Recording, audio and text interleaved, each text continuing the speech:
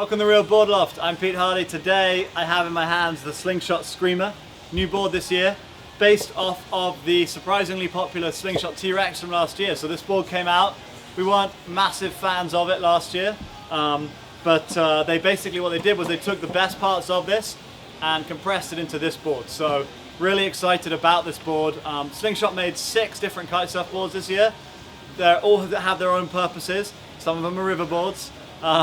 But the best ones we picked out were the ones that we like the look of, with the Screamer, this guy, and the Celeritas, which is behind me on the floor here.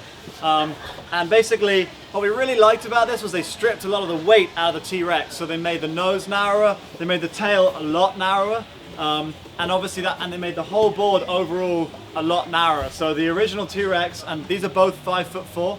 The original T-Rex is 18.18 wide. This guy's only 17 3/4 wide, so it's a small board. And that's a great thing. We like that.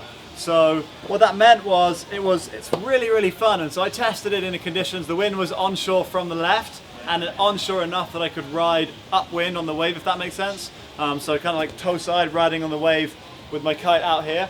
And I had a complete blast. The conditions were really fun, but also the gear was helping me. It was my favorite session I've had this year, hands down. Any gear I ride when I'm doing that, obviously I'm going to be a big fan of, but as a result, I'd say this board is really fun. And it came time to kind of turn this board back in after testing, and I said to the teammate, guys mind if I hold on to this a little bit more and ride it a little longer? I really like it. So I'm a very big fan of it.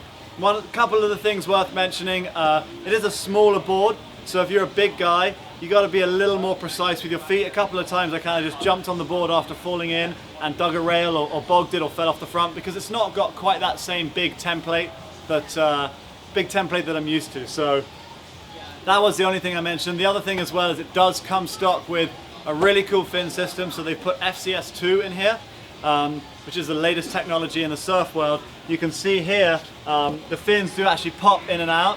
The downside of that is they've selected cheap plastic fins that come stock with the board. Fortunately, you can upgrade, not a big deal. You can see we actually had some trouble during testing. I broke one of the fins during testing. That's because they're plastic, and it's not the end of the world. Luckily, you can upgrade. FCS have tons of amazing fins, and it's really exciting that you can now put those surfboard fins in Slingshot. You know, props to them. It does cost them more to put in FCS fin plugs instead of their own.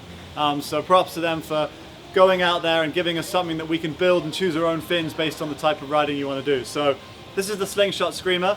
You can find out more about this board at realwatersports.com, and I highly recommend that you try it. This is going to be one of my picks for one of the best boards of this year.